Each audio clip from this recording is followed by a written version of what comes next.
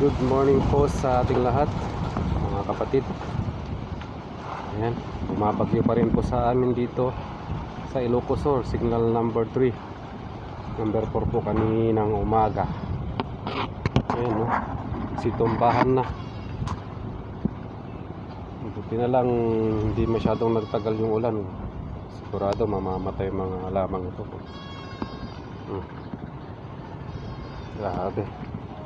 Mga pananim ko, may bunga na, sili, may pati mga ampalaya. Tatanim uli ng bago. Situmbahan, buti hindi nagtagal yung ulan, kasi pag nagtagal wala na naman. Kalawin natin yung kalawan natin yung ayan, gumamit sila ng ng makina para mawala yung tubig. Kailangan kasing i-drain yan. Pag hindi kasi na-drain at nababad tapos biglang aaraw, mamamatay sila. Puntahan natin. Malakas pa ang hangin Bagyo Marce. Ayan, situmbahan na. Ito katatapos lang mag-drain.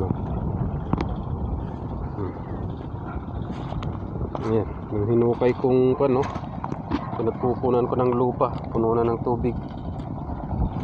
Ayan, mag-drain sila dito kasi mamamatay mga to pag nababad. Yung makina na ginamit. Buti may mga hindi pa nakapagtanim.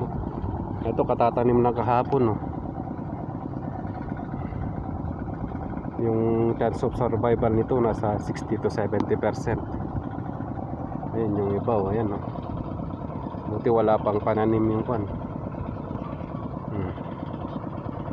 doon niya tinatransfer yung tubig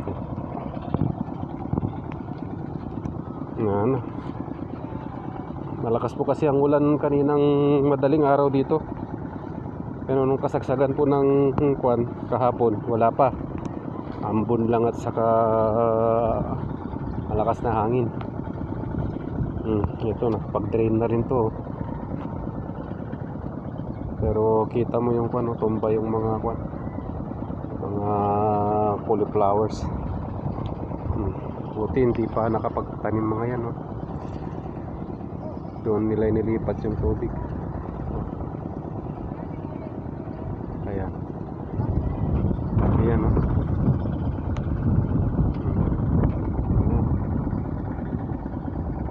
kailangan kasing matrin to, kundi mamatay yan.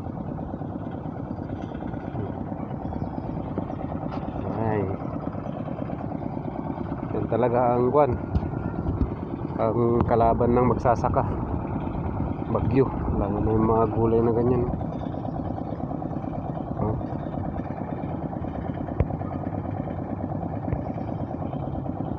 Ay, sa norte po kasi ang exit point ng bagyo.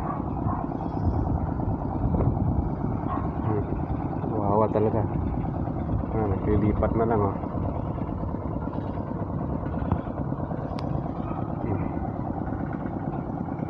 Wawa ang magsasaka pag ganito. Ayan. Lunod.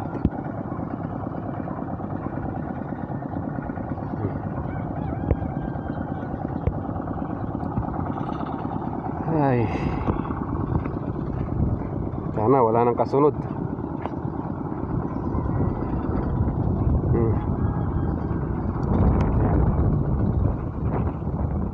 Panghangin.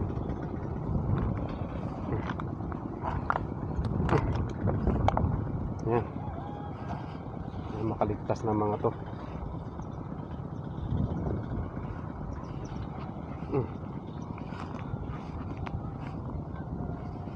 Ay, cauliflowers.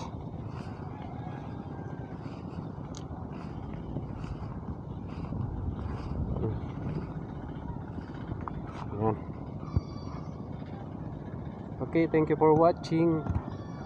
Stay safe. God bless us all.